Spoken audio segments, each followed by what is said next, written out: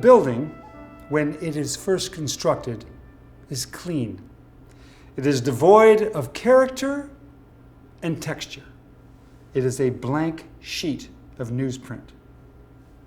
When I had this building built, my hope for it was that, like an enduring piece of crockery, it would absorb flavor as it was occupied. Yes. This building is a piece of crockery, and it has absorbed the flavors of this city well over time. Or to circle back to the metaphor that is pertinent to my trade, this building began as a fresh, clean sheet of newsprint. And over the 167 or so years of its existence, just like a good paper, it has become full of tales and clues and intrigues of the city it serves. Look, all the wood panels in here now, taken and preserved from the original courthouse when it was renovated in the 70s.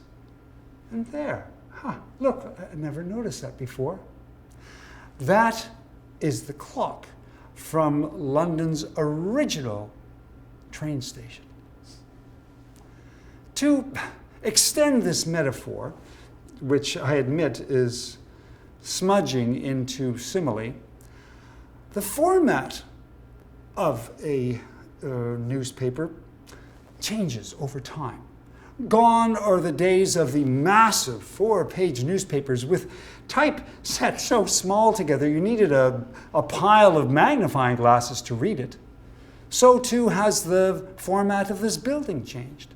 There have been additions. Windows have changed shape and position. Gone is the storefront that was here when I first opened the building. And just a bit more on this strained metaphor, if you will. A newspaper is read in the morning, and by afternoon and evening, it may be used to wrap fish or kindle the fire in the hearth. I am not offended by the notion that I sold a product that is used in many ways.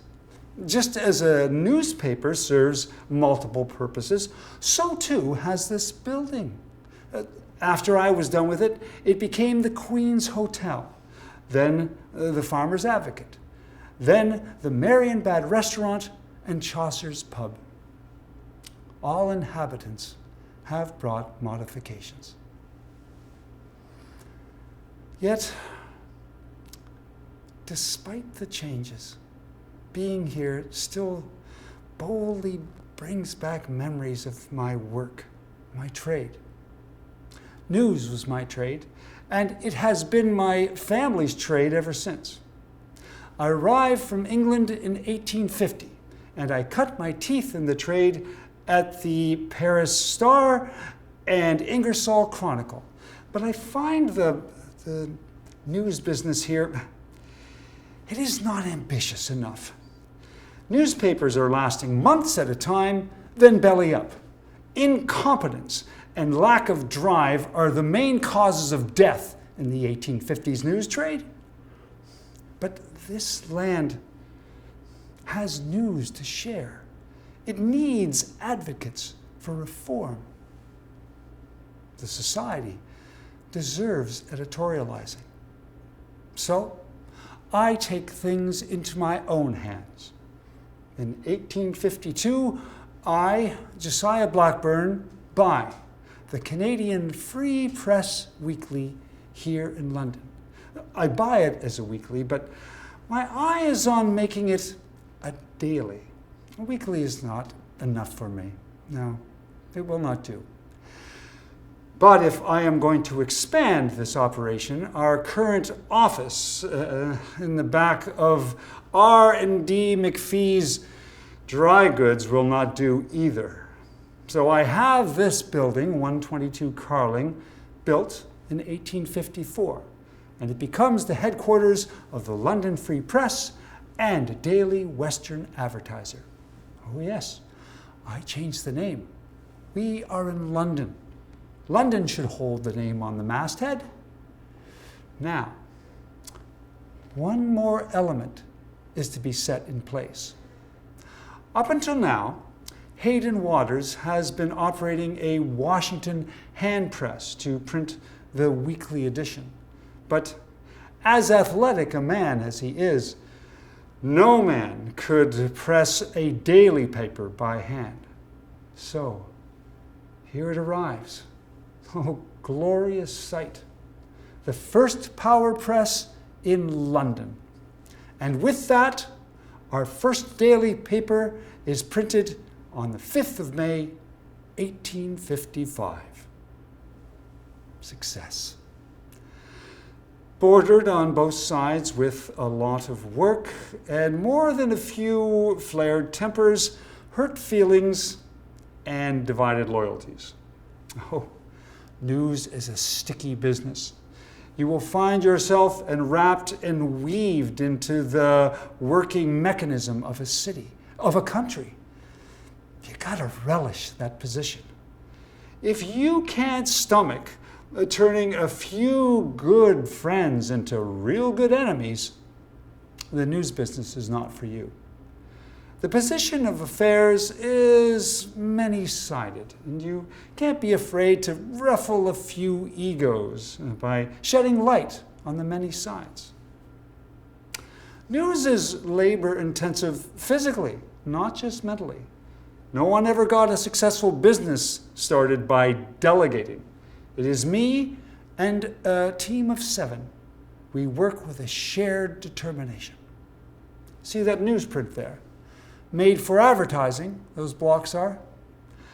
I can place typeface by the feel of it on my fingers. I know it so well.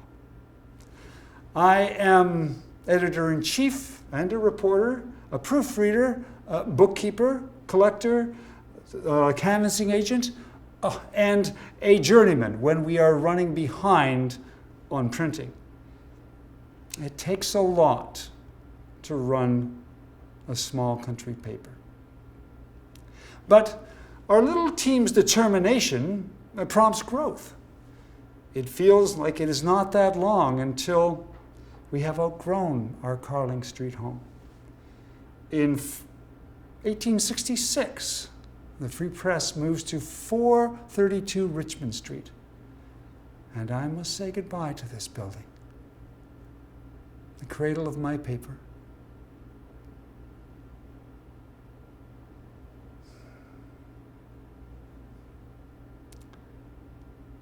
I built a lot for this city.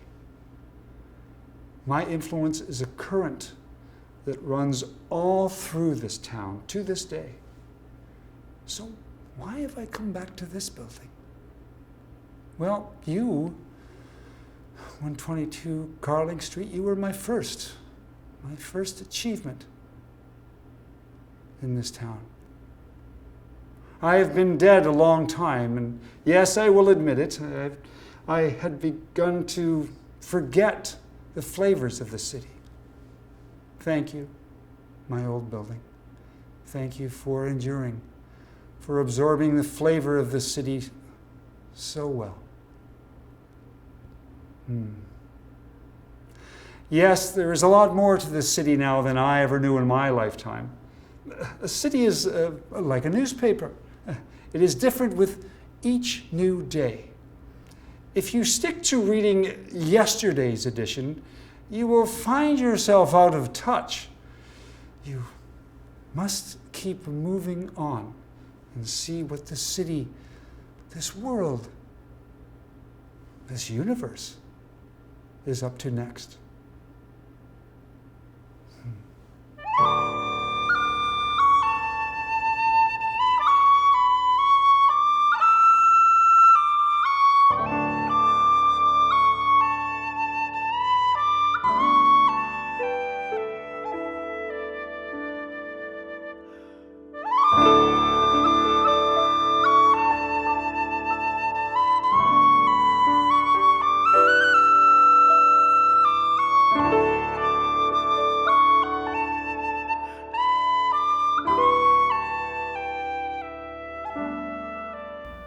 Hello everyone, my name is Pribil. I'm the proud owner of Marienbad restaurant and Chaucer's pub. And I hope you all enjoyed this great piece about some of the historical buildings in London, Ontario. Marienbad and Chaucer's were established in 1974, and since then we've been serving European specialties dishes such as various number of schnitzels, and we have also steak tartare, Hungarian goulash, chicken paprikash.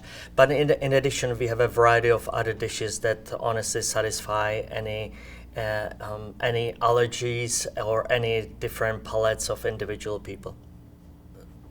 The special things in this building, I really consider starting from all the wooden pieces.